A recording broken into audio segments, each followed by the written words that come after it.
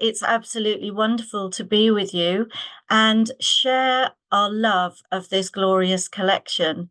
And what I aim to do today with you is to decode some of the symbols that we see in the paintings that will help us to return to this very famous but very mysterious Bronzino painting at the end. And if we haven't got more answers, perhaps we've got more questions as to the meaning, and we can discuss that as we have our Q&A session. Except that I can't advance. There we go. So love is all around us. Yes, it's cheesy, isn't it? And we will be led by Cupid, or many Cupids, to see where he alights in the collection today. And it's great to have the opportunity to do a virtual tour, isn't it? With 2,300 plus paintings to choose from. And Cupid and his arrow cause so many problems, don't they? And we see lots of little chubby babies flying around in paintings. But how do we know we're actually looking at Cupid instead of what we call a putto or putti? Putti is the Italian for little one. Well, our mischievous Cupid, he carries a quiver full of arrows, as you can see here. And once you realize that's what it is, you notice here this little child who's been dressed up by his mother as Cupid. That must have been a bit embarrassing in later years. He's got his quiver of arrows. And you have also the notion that Cupid is the son of Venus. So you often see him accompanied by symbols of Venus, like the two little grey doves that we see here. And we'll be looking at most of the paintings that these little Cupids come from, but not all of them. I have actually avoided scenes like the abduction of the gods. The gods were always abducting men, women, boys, and I thought we'd concentrate instead on more earthly lovers. Of course, because of the historical nature of the collection and attitudes when the collection was founded and subsequently, and historically, of course, beyond that and before that, we're looking at heteronormative notions of love. So love between men and women, and we can talk more about that in the questions if you like. But I want to make this distinction between love or lust. And clearly what we're seeing here on the right is a couple enamored one of another. But clearly we have interactions that suggest that there is a physical and erotic emphasis in their coupling. You've got the flushed nature of the woman's chest. You've got indeed the breasts on display. You've got manipulation of drapery there. And despite the serious expressions, or maybe because of these serious expressions, as they realize that lust can lead to love, you see here the little Cupid crowning the lovers. Is it a myrtle coronet? Venus, when she emerged from the waves, she carried myrtle. There's not a lot said about this pair of lovers on the National Gallery website. And this is perhaps a lesser known painting compared to the detail of the painting that I'm showing you here of Mr. and Mrs. Andrews. But I did rather think they made a good contrast. With Mr. and Mrs. Andrews, we're looking at a marriage portrait. And as you can see, it's a wedding, not so much of man and woman, but estate and estate. What we're thinking about in the 18th century, certainly amongst those who are landowners, is keeping that land and money in the family. And this painting was bought in 1960 for the collection. And I was intrigued at reading a more or less contemporary, or certainly 1960s reaction to it. There was a young man, Italian man, visiting swinging 60s London, and he wrote an article called Glacial Love, in which he compared unfavorably the face and body of this tight-laced, upright lady with the women that he saw around him on Carnaby Street in their miniskirts. And he concluded that the dog was showing more love for the master than his new wife was. And I thought that was intriguing because it's so easy to think about our notions of love today and project them on the past. But these things are nuanced, aren't they?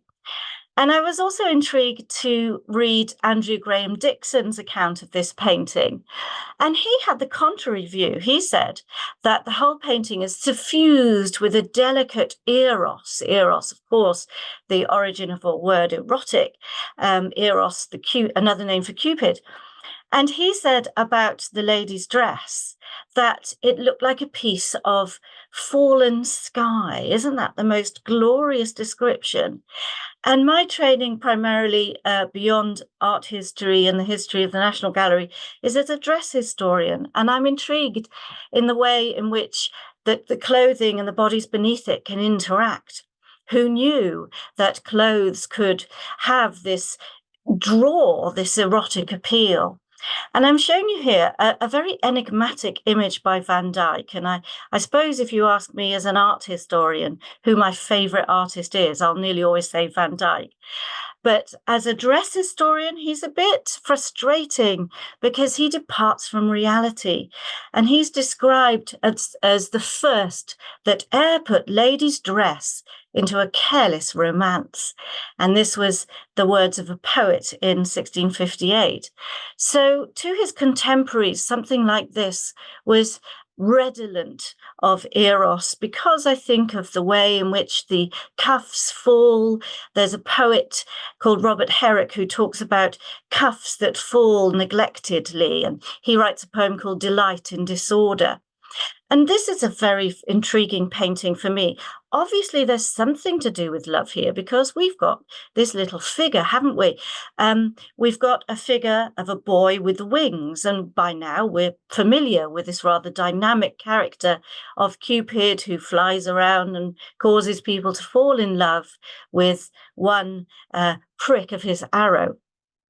He doesn't have a quiver. He doesn't have arrows. What he does have is this loving look as he looks up to the seated lady who looks out at us in this very serious manner. She's feeling a weight of responsibility here as she reaches in to this rough basket and picks out some roses. And this is a very sensual painting, but also a very sensuous painting, appealing to the senses. You can imagine the sense of touch and the sense of smell as she smells those roses. And you hope that there's no prick of her finger. You hope that these roses are going to treat her well, because roses are the emblem of Venus, the emblem of love.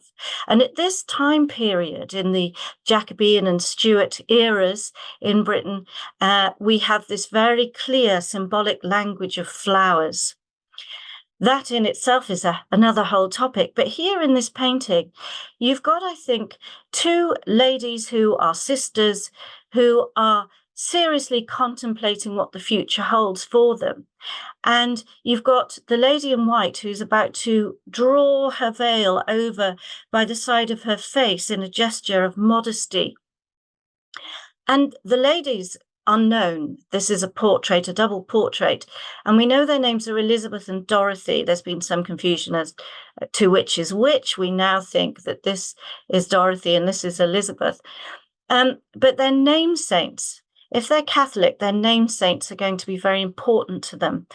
And the name saints of both involved roses. The name saint of Elizabeth was a woman who was caught doling out bread rolls to the poor, and her wealthy husband was very angry with her and demanded to see the bread rolls concealed in her apron. And terrified, she opened her apron, but what should tumble out? Not bread rolls, but they'd been miraculously transformed into flowers. But also this works for Dorothy, because Dorothy's name saint was an ancient Christian when all around her were pagan. And as she was being led to her execution, a lawyer scoffed at her and said, if there really is a heaven, send me some fruit and flowers from the heavenly garden. And then the very next day, this scornful lawyer had a knock on his door, And there stood a little boy, or was it an angel? And the angel proffered a basket of fruit and flowers. Well, we've only got the flowers here, but could therefore we be reading this figure simultaneously, both as Cupid and also as this angel? It's mysterious. We're not sure, but it's a great introduction, I think, to the notion of symbolism and how intriguing it is, how difficult it is to pin down with any exactitude what any of these symbols mean. And we also need to be aware of the cultural context in which these were originally produced and read. So just to finish off the point about the clothing, here is Cornelius Johnson from the National Portrait Gallery with a very clear sort of jacket and skirt style with this lace across the stomacher and a very clear, it's called a whisk, this garment that you fold in half and whisk around your shoulders.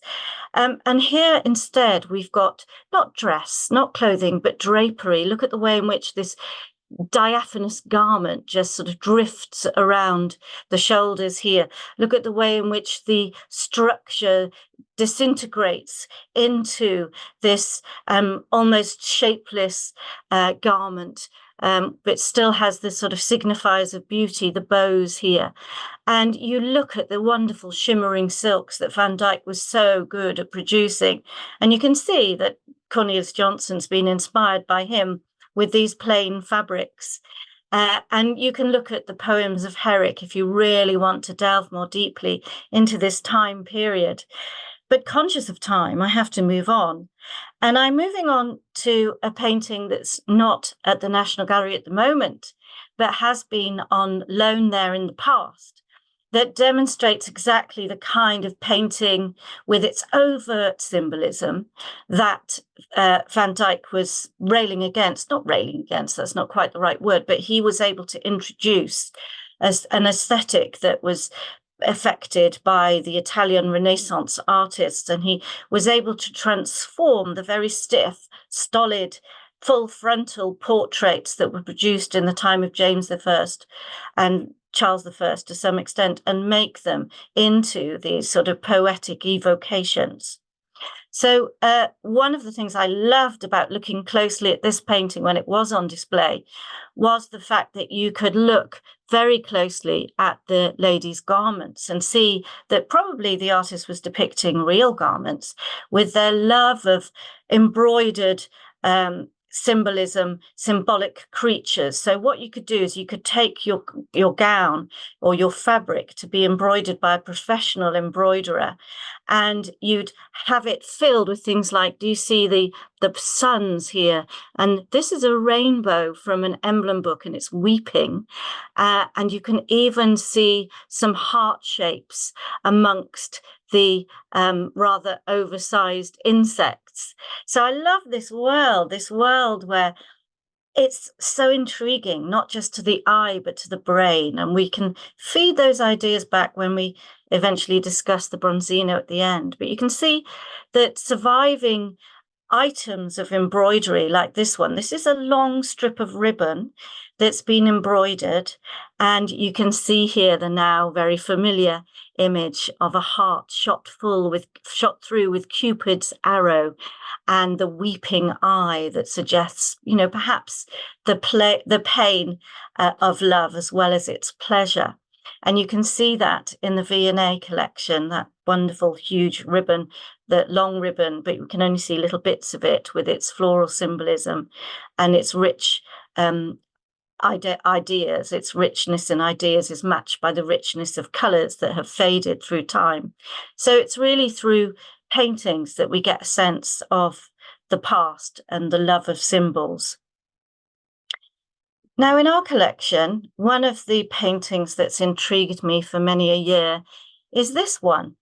And you may be able to notice immediately we're looking at a very learned man. This is the time of the Renaissance, a rebirth of interest in classical culture. And he wants to show you that he's a studious fellow. He is a humanist, somebody who shares the languages of Latin and, in his case, ancient Greek, or at least in his cap, he's got Greek-style lettering, which we'll show you in a minute. But look at his posture, his overall posture, redolent of the notion of melancholy. And people at the time would read these symbols because they had books to help them, like Alciati, the famous Alciati's emblem book, that would decode some of these hidden messages.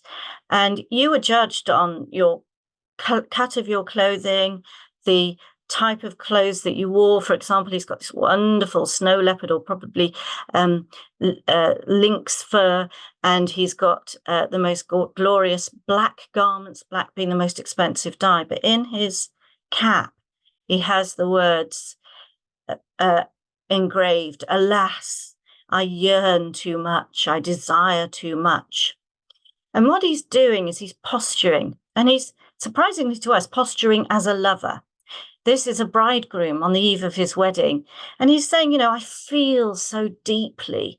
And there was this great language of melancholy where men would give to their loves, they'd give them combs and busk points, busks, the things that you put down the front of your gown to keep your belly straight and flat. And they would have themselves painted with their clothes disheveled, because they're just too concerned with their loved one and pining after their loved one to care about their own appearances. So on this subject of symbolic language of dress and drapery, and here jewelry, you can see within our collection symbols of at least allegiance, if not love, because these two people, they wear a livery collar, and the livery collar shows their allegiance to the Yorkist cause in the War of the Roses. Now, that is a vast topic that we can't really go into, but there is the sun and the White Rose of York and the lion here that symbolize their allegiance to that warring faction. But I think we're more interested under the notion of romantic love with their allegiance to one another. And this is a painting or triptych, so 3 paintings joined together as a portable altarpiece that I particularly like, because this is John Donne and he's a Welshman, and there are not many Welshmen depicted in the National Gallery, and coming from Wales, I quite like this. And I also really admire the minute detailing of, very much a sort of warts and all depiction of him. And what was this for? Well, this shows his name saint, so 2 Johns, John the Evangelist, John the Baptist. It probably even has a portrait of the artist in the background. But here you've got him really admiring, pledging love, if you like, to his wife, but also, of course, under the protection of their Christian faith. And he would have been able to carry this portable altarpiece with him. He had special permission to have portable altarpieces. So even when his wife was not with him in person, he could look at this image and he could think of her. So making the absent present, well, that's a quote from Alberti, the great art theorist. And he was writing in the 1430s, and he talked about portraiture as making the absent present and the dead live again. And I find that a really poignant concept. And the more you look into this triptych of paintings, the more you see. What, for example, do we make of the 2 swans there? Well, I don't know if you know this, but swans were meant to mate for life. So the 2 swans here work very nicely in the background of this rather personal painting for personal and private devotion, to remind him, if he's away, and he had places to be in Calais and here in Bruges, where he's been painted by Memling, if he's away from home, he can think about his loved ones. And that painting often makes me think of another very famous painting in our collection that I'm sure you can see that I'm hinting at here, with clasped hands. So when hands are clasped together, it's often seen as a token of love. And you can imagine here a token of faith in that love, and two hands that are joined together in the Christian marriage ceremony. So items like this were often exchanged by lovers, tokens of love. And here you've got possibly a forget-me-not on the back of this brooch. Can you imagine the excitement of this brooch found in a farmer's field, untouched by the plough? This is something of an enormous find for a metal detectorist. And this is from Warrington, where it was found, and dates to around about the 1450s or the 15th century. And you can see here the language of love. Pensez de moi, think of me, the language of love, French, the courtly language. But also you've got the allusions to Latin and the humanist notion that you are discovering ancient texts. And amongst these ancient texts were people like Ovid, and he wrote, as well as Metamorphoses, he wrote about love, the arts of love. And so if we turn now to meaningful gestures, you've seen those two hands joined together, and I'm sure you'll recognize this exquisite detail from a fairly small painting that shows really what oil paint can do. This hand clasped in another, the male hand gently clasping the female hand in a gesture that seems very meaningful, because in the back of this painting, of course, we have a mirror, and in the mirror we've got the back views of the couple, but we've also got these minuscule images of people coming in and bearing witness, this man in blue and another behind him, bearing witness to the very meaningful gesture of Mr. Arnolfini. And well, we know this is Mr. Arnolfini because of various inscriptions on the back of this little item that tell us, an inventory description that tells us rather that this is Mr. Arnaud Le Fin. And lots of people have wondered when they looked at this painting then, so who is he? He's a merchant, an Italian merchant from Lucca, and he's in Bruges, and he's being painted here by Van Eyck, Jan van Eyck. And we know Jan van Eyck was here because look at the signature in the background. And he's holding the hand of a female who is clearly, it seems, pregnant. Well, may or maybe not to be pregnant. That's another story. But it seemed when this was entering the gallery in the 1840s, it seemed obvious to the Victorian observers that this couple must be shown being married. And to a later observer, Panofsky, almost 100 years later, he talked about the symbolism of the little dog. We know that little dogs are often called Fido, aren't they, for fidelity, faith, faithfulness. And so we could be the whole hour talking about how this painting has been interpreted. But if we just focus on the hands, you see in this Seven Sacraments that shows an actual marriage taking place. For a start, as a dress historian, I can tell you that you get married in your hair. To signify your virginity, your hair is loose, whereas here, as a married woman, you wear, you cover your hair. But also look at the gesture, right hand clasped with right hand, not left hand. And so, again, lots of different interpretations of this painting have led to notions that if it isn't an actual marriage, could it be something to do with Arnolfini's wife, Giovanna? But sadly, we know that by 1434, when this painting was produced, she was dead. So that leads us on to think about what else this gesture might mean. And for that, I lead you to think about this as an object, a 3D object, like the triptych, something that's been carried, something that's carried its history with it, that's been transformed through time. And originally, this had a frame, and the frame, we are told, had some verses from Ovid, and these verses are pledging love. So my interpretation of this painting is this is Mr. Arnolfini pledging love to his wife, his lost wife, his dead wife, and various people have written articles to support that, the way in which the candle here is snuffed out, whereas here it's living.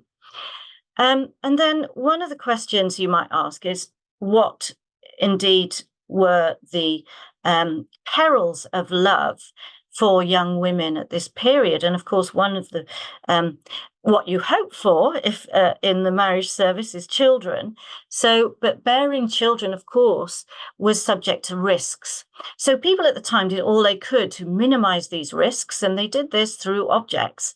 So you get symbolism of coral that would protect you, but you also get gifts. You get gifts pre-conception, if you like. On your marriage, you might be gifted beautiful suites of rooms or chests that were decorated with scenes of lovers or maybe Venus. And here is one such object that we think probably was part of the suite of rooms decorated for a young bride. You've got the combat of love and chastity.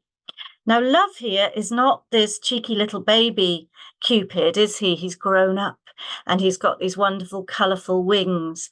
And you can see the Renaissance interest in these elongated bodies, but also this sort of idealized shape of the body. You could think of Botticelli here. And indeed, this glorious object we think was possibly part of a cassone, one of these chests. And if you are very wealthy and you're a wealthy, say, Florentine, and you're making your progress from your home to your husband's home, then you might have various chests, maybe 5 chests carried in procession through the streets of Florence, so people could see your trousseau, your worldly goods being carried. And they'd also notice your erudition, because the decoration of these chests by people like Botticelli is full of hidden symbolism.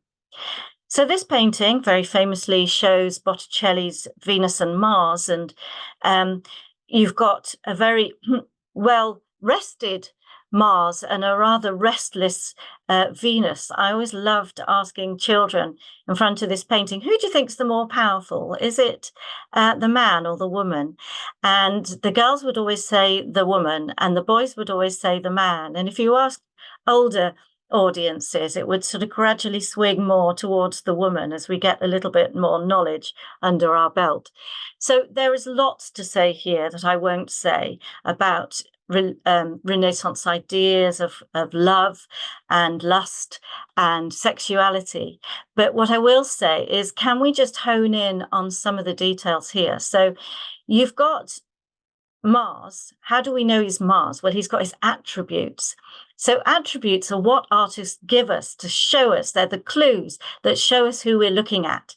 So he has undressed, but not really, because, you know, there's no he hasn't got his arming doublet, for example. If he wore armor directly onto the skin, that would chafe it.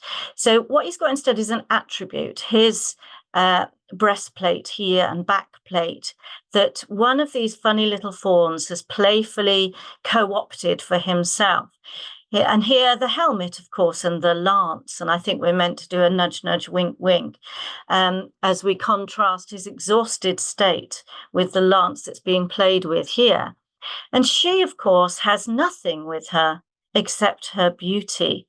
And again, look at the drapery, look at the way in which it clings to every contour. It even creates contours. I think there's a very sort of eroticized sense here of a belly button and almost something else here going on.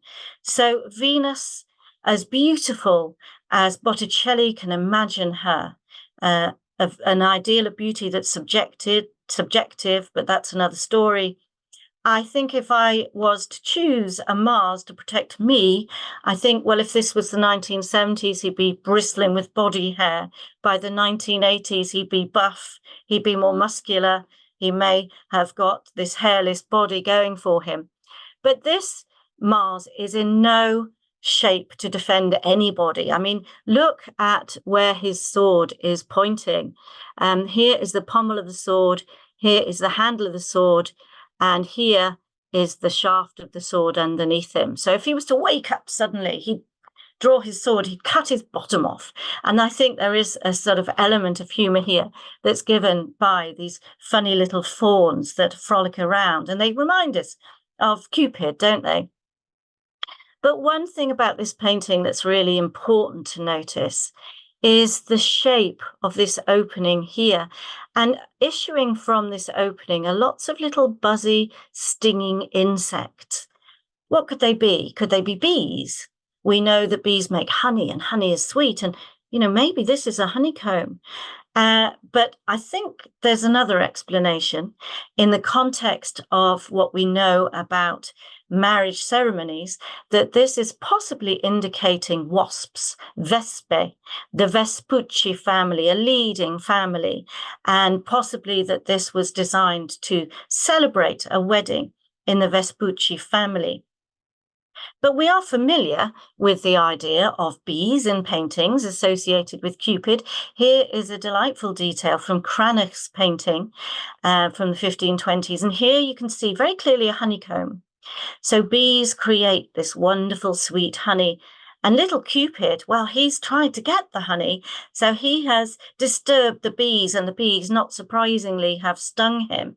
And he goes to complain to his mother, doesn't he? Because why not? That's what mothers are for, isn't it?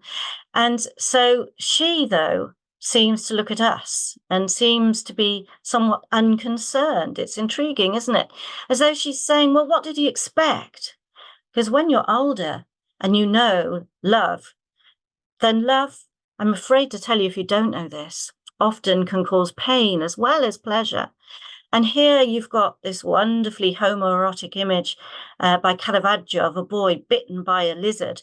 And it's not even clear, the lizard, is it? You've got this strange sort of ripple of excitement and action and reaction here as the boy, perhaps contemplating the rose of Venus here, has found that in seeking to pursue his pleasures, his worldly, earthly, sensuous pleasures, he's been bitten by the lizard lurking. But back to that gaze. So she looks at us. She's sort of digging us in the ribs, isn't she? And saying, well, what did he expect?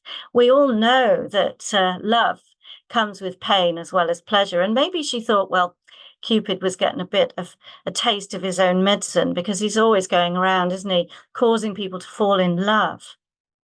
But think about that gaze, that look of love. And for me, nothing epitomizes this better than this detail from the painting by Titian that was produced to furnish a marvelous marble room by Duke Alfonso d'Este. His sister-in-law over in Mantua had got a marvelous marble room, Isabella d'Este, and he decided over in Ferrara that he wanted to rival that. And so he commissions the best artists of his day to create paintings on the theme of love. And this, as you can see, is a coup de foudre, isn't it? It's a love at first sight. And we're looking here at a detail of Ariadne, and she is being wooed here by Bacchus. So Bacchus and Ariadne, and note that little look there and the look of love here amongst the cheetahs. So this really is all about love, isn't it? But it's also about loss, because our story starts with an island where the island is Crete, where there is a horrific creature, the Minotaur, in a horrific maze. So Theseus was visiting the island and was going to be eaten by this Minotaur. But Ariadne, the daughter of King Minos of Crete, took a shine to him and decided to save his life. So she gave him a ball of thread and a sword. So provided he remembered to tie the end of this ball of thread to something immovable at the entrance of the labyrinth, he could unwind the string as he went. He could find his way to the heart of the labyrinth, where he found and killed the Minotaur. But most crucially, he could find his way back out again. And so he does, blinking in the daylight into the open arms of Ariadne. And he decides he so gratefully wants to marry her. So he carries her off to the Isle of Naxos, where this story starts. And it's a story that's told not only by Ovid, but Catullus and Philostratus. And Titian has used all these sources and woven them together beautifully. And here you've got, I think, the notion that they've spent the night together. Theseus has spent the night with Ariadne. Nudge, nudge, wink, wink. Her attributes here of upturned urn, wrinkled sheet. And in the morning, he looks down at her and thinks, oh, I'm not quite sure about this. I'm too young to get tied down and married. And he gets on his ship and he sails away, leaving Ariadne sleeping, blissfully unaware. Now, this is the moment when Ariadne has woken up, and according to the sources, she weeps and wails and she paces up and down the seashore, and we see here the departing Theseus in his boat, and she is waving goodbye. But just as that moment when she's saying, come back, Theseus, in comes Bacchus, offering her, well, he can offer her immortality. He makes of her crown a crown of stars. And so you've got a scene that shows not only love between a mortal woman, albeit a princess, and a god, but you've also got love between, well, who else is in love? Look, these two. And you even got animal love. And here you've got the little fawn looking at us and saying, oh, it's all going to end in trouble. And of course, that trouble is caused by Cupid. So let's have a quick look at Cupid and the trouble he causes. I'm not going to go into any detail here, but look, here is Venus, who's fallen in love with the beautiful Adonis and is begging him not to leave her side to go hunting, because you know something terrible will befall him. Here you've got Poussin, Cephalus, and Aurora. So Cephalus was pledging his loyalty to his earthly wife. The newlywed was caught up by Aurora, the goddess of the dawn, who fell in love with him. And there were fairly disastrous consequences of her warning that he would not be happy with Procris. But you'll have to look that story up yourself on the website. And here you've got another version of the ending of the story. Instead of the tragic one, you've got Claude with his landscape showing the young lovers reunited by Diana, the goddess of the hunt. Now, Diana is often symbolized by her crescent moon, and Diana herself fell foul of Cupid's bow when she fell in love with this beautiful shepherd. Look, you've got the crook, you've got the dogs, the shepherd Endymion, and it's even said by some sources that she made him fall asleep so that she could visit him every night and just gaze at his beautiful body. And yes, she made him immortal as well. So all of these stories set in the mythological realm, and the idea is that if you understand them and if you know them and you explore them and you discuss them, then you're showing off your erudition. But you know, this is hours of entertainment. But it's all down to naughty Cupid, who's always getting into trouble. Love is blind. Well, a thing of beauty is a joy forever, we're told by Keats in his poem about Endymion. Well, as we draw nearer to the end of the talk, we can explain another set of symbols. We can see here's the little Cupid I showed you earlier with the two doves for Venus. And here you've got Venus in the middle with her attribute. So Cupid becomes her attribute, her son as the god of love. And here you've got a beauty contest between goddesses. You've got Minerva here with her discarded armor, and you've got Hera or Juno, the powerful goddess of heaven. And no prizes for guessing who wins this beauty contest, because here the composition makes it directly clear, doesn't it? This triangular composition. Here you've got Venus crowned the victor. But it's not quite that simple, because our story starts with a wedding feast in heaven to which this goddess, Eris, the goddess of discord, has not been invited. So she throws down a golden apple into the throng, and the golden apple has the words "to the most beautiful" written on it. So three goddesses struggle to claim possession of the arrow, of the apple, until here you've got Paris, the simple shepherd boy, and he's called upon to judge the beauty contest, and no prizes for guessing who's the winner.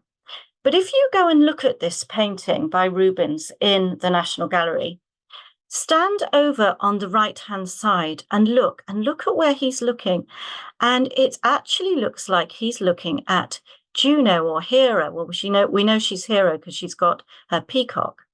But stand on the left of this painting, and he clearly looks as though he's looking to the middle, and he's going to give Venus the golden apple. And she looks like her body language is telling us, oh, she's just about to step forward and go, oh, who, me? And receive the apple. And as she does that, well, all her clothes will fall off, but she doesn't mind. And there's a fascinating postscript here as a storyteller, because we can see there's something called pentimenti, that her little Cupid was originally standing in her way, and she would have stepped forward and she would have tripped over him. But Cupid has been moved to the side as Rubens, the glorious storyteller, realizes he needs to advance us to the next stage of the story. And here's Cupid ready to arm himself, because I'm afraid to tell you, the three goddesses did not fight fairly. And whereas Juno offered Paris power, she didn't know he was already a prince. He wasn't interested. Minerva offered him wisdom and victory in war, but who wants wisdom when you can have the love of the most beautiful woman in the world? And that, in fact, is the one abduction scene that I'm going to show you. This is Paris claiming his prize, the prize being the love of the most beautiful woman in the Western world, who just happened to be married already. And when I used to tell this story, I'd say she was called Helen of Troy, until one little 8-year-old corrected me and said, not Helen of Troy, Helen of Sparta, because she was married to the king of Sparta before Paris, Prince of Troy, decided to whisk her off and into his arms. And she then became the beautiful face that launched 1,000 ships, launching, therefore, the Trojan War. So we return to the painting with which we started, and now I hope you can see how all of these symbols seem to come together here. Here is a symbol that we are familiar with from our keyboards, if nothing else, the hourglass, the timer, the old-fashioned timer full of sand that you turn over like a little egg timer that we might have today. So this is Father Time, old Father Time with his wings, because time flies. And he is revealing this couple. Well, it's a very strange coupling because it's Venus and her son Cupid. But she seems, well, has she been pricked by one of his arrows? Here they are, and they seem to be kissing. Or is she deliberately distracting him so she can disarm him? She's saying, I'm confiscating your arrow. You're not going to cause any more trouble with your arrow for the time being. And here you've got this glorious sort of detail of the quiver of the arrows. And now you can tell me that there are the two doves that we associate with Venus. But what do we associate with love? Well, it's been suggested that this whole painting is an allegory of love, not just, unfortunately, the pleasures of love, but the pain. Look at this figure screaming in agony. Could he be jealousy? Could he be something even worse? What the French call the maladie anglaise, what the English called the French disease, and what the Italian and the Italian disease. So here's somebody who's suffering possibly from syphilis, and indeed the cure, which is almost worse because the mercury you're given makes your teeth fall out. Here is maybe oblivion, a mask, but here are masks that show deceit. And what about the honeycomb? We saw that earlier. So here's a figure, deceitful figure with a beautiful face. But if you hone in on her hands, that hand is holding a poisonous sting. So with one hand, she's offering us pleasure, the other pain. And look at those hands. And actually, they're on backwards. Try it at home if you don't believe me. So she is a very strange figure whose beautiful face terminates in this really horrific body. And then finally, this lovely little laughing figure reminding us of all those putti and cupids, and he's about to throw down roses, the emblem of Venus, at the feet of this loving couple. But as he's sneaking up on them, beware, because he's actually got bells on his feet. So, and there's a horrible detail that he's actually standing on thorns that are piercing through his foot. And then the final detail that you'll notice, of course, the attribute of Venus, her golden apple that she won in this glorious beauty contest. And this is a painting that has really puzzled many people. It's been open to lots of interpretations. It absolutely exemplifies the mannerist style and also the Renaissance interest in symbolism and decoding symbols and discussing them. And I hope that in this whistle-stop tour, I've whetted your appetite to find out more, which you can do from the National Gallery's own website, and we can do so now with our Q&A. So thank you.